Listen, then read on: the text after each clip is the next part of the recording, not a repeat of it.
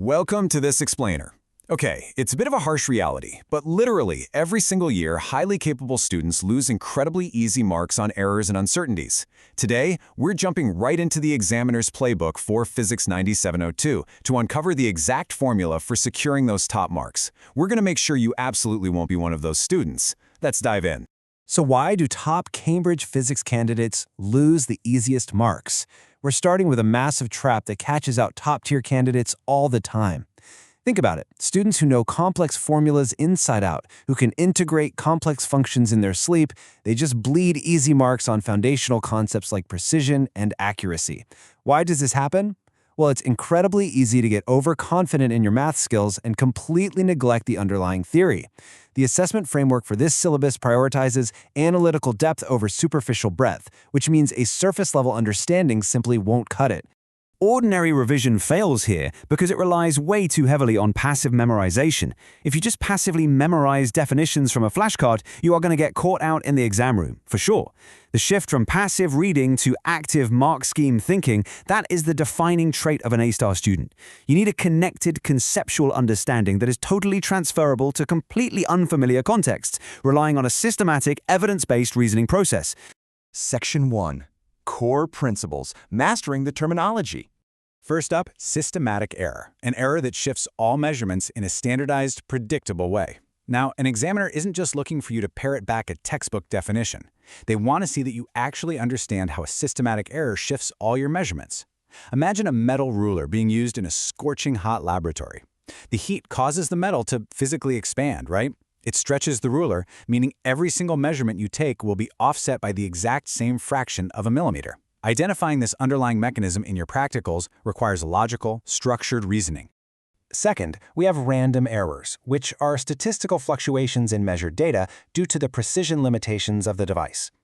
Unlike systematic errors, random errors affect the scatter and spread of your data points. Just think about that slight human hesitation you experience when pressing a stopwatch to time a swinging pendulum. You know the feeling. Sometimes you press it a fraction of a second too early, sometimes a fraction of a second too late. That creates an unpredictable scatter in your recorded times. Separating this concept of statistical fluctuation from a standardized shift is an absolute must.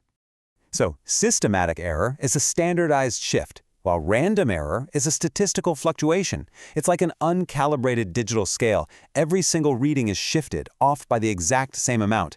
That's your systematic error. Random error, on the other hand, is more like rolling dice. It's the unpredictable scatter of your data points bouncing around the true value. Recognizing which specific type of error you're dealing with immediately dictates exactly how you correct it in the exam. Next up is precision, the closeness of agreement between independent test results. Fundamentally, this is all about consistency. If you take the exact same measurement 5 times, how tightly clustered are those results? Examiners demand absolute mastery of this principle when they evaluate your practical skills and experimental design. But remember, precision doesn't necessarily mean you're actually correct. And that brings us to accuracy, the closeness of a measured value to a standard or known true value. Imagine you're throwing darts at a dartboard. Accuracy is hitting the absolute center of the bullseye. Precision, however, is just hitting the exact same spot over and over again. You can absolutely throw a highly precise cluster of darts perfectly into the outer rim. So the distinction really comes down to this. Precision is consistency, and accuracy is correctness. Like we just talked about, you can be highly precise, landing tight clusters of data points, without being accurate at all if you're miles away from the true accepted value. Cambridge examiners absolutely love testing this exact distinction.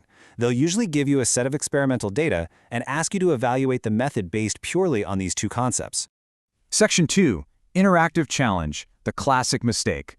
Let's see how you do. The measurement has a systematic error because the equipment is faulty. Here is a highly flawed student answer pulled straight from the exam room. Take a really close look at that sentence. It sounds somewhat plausible at first glance, doesn't it? Pause for a second and predict, what is missing here to secure the method mark? Why would a principal examiner give this generic answer absolute 0 marks? What is fundamentally missing from this statement that completely prevents the student from securing that method mark?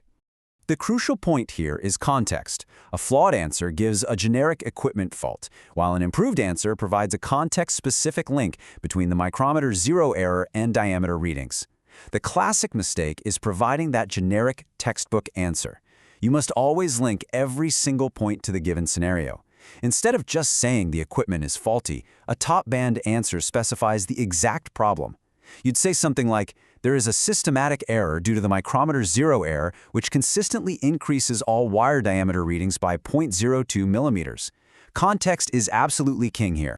Section 3. Principal Examiner Reports. Top 3 warnings. These top 3 warnings show a really clear pattern. We can kind of think of them as the 3 deadly sins of the exam room.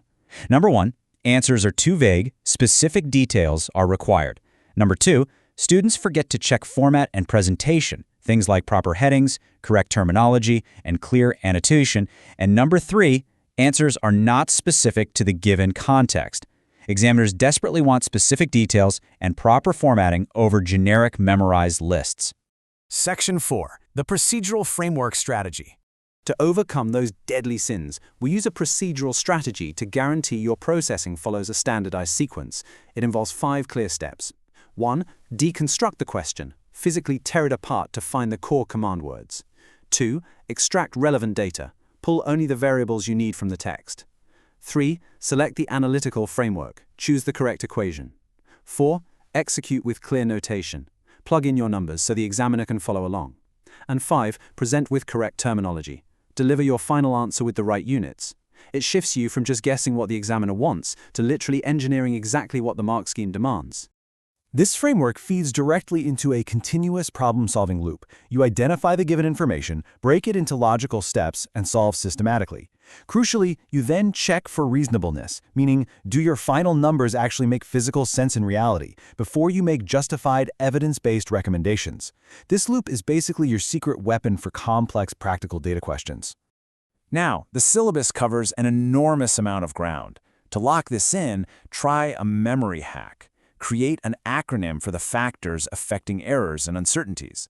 For instance, you could use an acronym like TEAM to remember time, environment, apparatus, and method as the core areas where errors usually creep in. Having a quick mental trigger like that helps you instantly recall these variables under intense pressure without freezing up. Section 5. Securing top band exam marks. Top candidates don't just calculate, they secure the final, most difficult marks by rigorously evaluating the quality of evidence. They are identifying limitations, pointing out assumptions made, offering alternative interpretations, and determining the effect on conclusions. Why do examiners reward this? Because doing all of this proves that you are thinking like a real scientist, not just acting like a human calculator.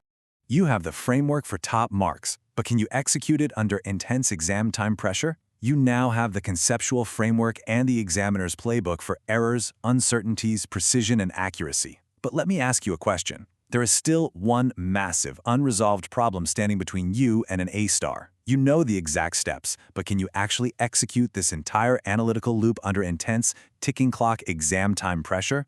Knowing the definitions and the framework is really only half the battle. To permanently stop losing easy marks, your absolute mandatory next step is translating this knowledge into pure speed. We solve this in our next masterclass, the Physics 9702 Timed Answer Writing System, where we'll turn all this theory into rapid exam hall execution. Subscribe to our YouTube channel, Ace the Exams, at acetheexams_IGC to excel in your Cambridge examinations, master your technique, and practice those past papers. But before you go, ask yourself this. The next time you look at a scattered set of data, will you just see random numbers, or will you see the hidden story of precision and accuracy waiting to be decoded? Think about it, and we'll see you in our next explainer.